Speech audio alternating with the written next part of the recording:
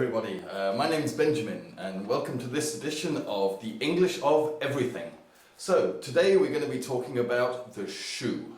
The shoe is a very important thing because almost all people in the world wear shoes, unless you're on the beach, of course. And many people know the shoe, the boot, the flip-flop, the trainer, but they don't know what makes the shoe. And if they want to talk about it in more depth, you need to know more vocabulary about it. So, we're going to start today with this standard shoe, and as you can see, it's Converse. It's a very simple, normal shoe that many people wear, and for me, I wear personally as well. So, the first piece of vocabulary is the sole. The sole of the shoe is this bottom piece here. It's usually made out of rubber or plastic and is used for walking on the ground. It needs to be rubber or plastic to stop glass or other hard things getting into your foot. Okay, if we look at the top of the shoe, we have two things hanging here. Now these are called laces, and when you put your foot into the shoe, you do the laces up. And when you want to take your foot out of the shoe, you undo the laces. Okay, this at the back of the shoe is called a heel. Heel, and this is where you walk and you press first when you walk. This front part of the shoe is called a toe because this is where your toes go. Now, the bottom of the shoe is called a sole, so the inside of the shoe is called an insole, and this is where you put your feet. Now, this is a standard basic shoe, so we're going to talk about some other shoes now and see what differences they have. So the first shoe we have is the boot. The boot is the same as a normal shoe. It has a sole, it has a heel, it has a toe, and this one has something different. This one has a zip up the side, just the same as you have on a jumper or a trousers or something like this. This is called a zip. Again, it has laces and you can put your foot in, you can take your foot out. And you do up the laces and you can undo the laces when you want to go in and out. But a boot is generally a bit stronger, it's usually made from leather and it's a bit more durable, which means it lasts much longer than a regular shoe. Okay, the next shoe we're going to look at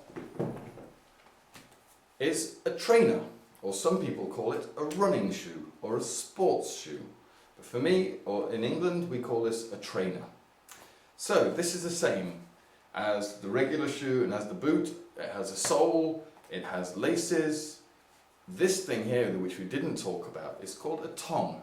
Just like this. You have a tongue in your mouth, you have a tongue in your shoe. You have the insole, you have the heel, you have the toe. With this running shoe in particular, you have a very soft sole, which means when you run along the ground, it doesn't hurt your legs, and it gives you some protection so it doesn't hurt. Okay.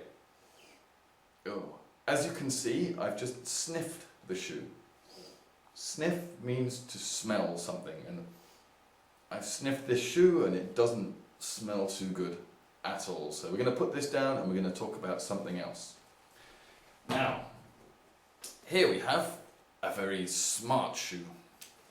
It's very same normal shoe, you have sole, but this one has no laces.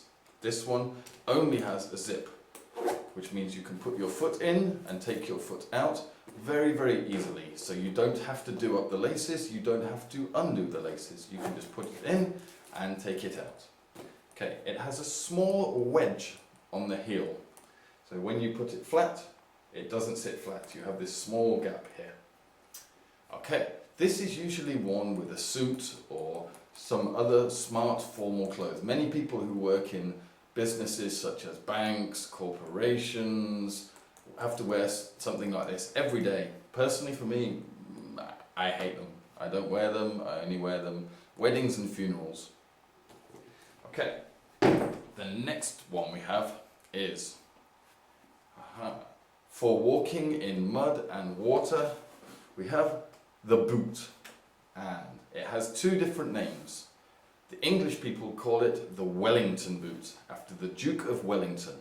Americans call it the gum boot. So it's up to you which English you're learning or which one you prefer, the Wellington boot or the gum boot. And this again is made of full plastic. It's very good, it's waterproof, it's very good for keeping out mud and water and for walking in puddles. Perfect for children if you don't want wet feet. Okay, this is made out of plastic and inside is more plastic. It has a plastic sole, rubber, and if I sniff it, this one's quite clean actually. This is good. Okay, the next one. Okay, when you go to the beach, you need a shoe like this. Because you don't want to be wearing shoes with socks and getting all hot and sweaty. You need something open, and this is called a flip-flop. Okay, very basic, just made out of plastic, rubber. There's a small strap across the top, and you put your toes in like this and you walk. Of course, you know this, but this is a strap, this is a sole, this is a flip-flop. The next one is my dog's favourite. This is a slipper.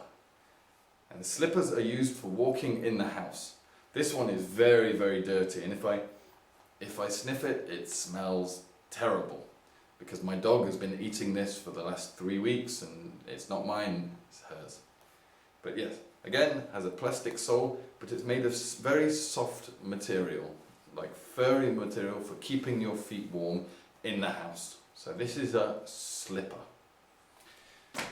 We have 2 more left. Next one, we need a lady's shoe, and this is called a sandal. And this is a very light, very airy shoe for ladies. You have straps across the top to keep your feet in place. So you put your feet in, you take your feet out, and you have straps. This one here has a zip on the back, so it's perfect for ladies to take your foot in, take your foot out very, very easily. And it has a very thin sole. So it's very light, very easy for walking in. This is a sandal. Okay, and the last one we have, ski boot.